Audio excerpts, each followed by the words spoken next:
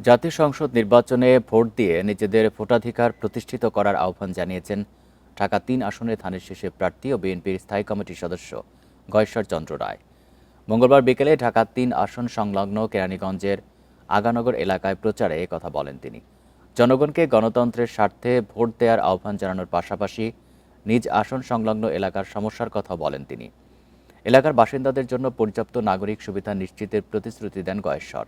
একই সাথে শিল্প কারখানাগুলোর ব্যবস্থাপনা উন্নত করার কথাও জানান তিনি।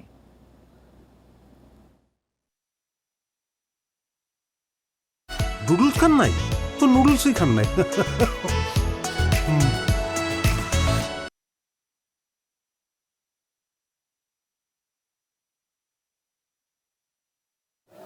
নিজের স্বার্থ বিবেচনা করে, দেশের স্বার্থ বিবেচনা করে, গণতন্ত্রের স্বার্থ বিবেচনা করেই আমরা বলছি সবাই আপনারা ভোট কেন্দ্রে যান, ভোট দেন। সামনে একটা খাল আছে, এটা বিরাট খাল ছিল, এখন তো ভরাট হয়ে গেছে। এটা ইতিমধ্যে কাজ শুরু হয়েছে, এটাও আমরা সুন্দর করে করা, শরীরের লাইনগুলো ঠিক রাখা, দুই পাশে রাস্তাগুলো ঠিক করা,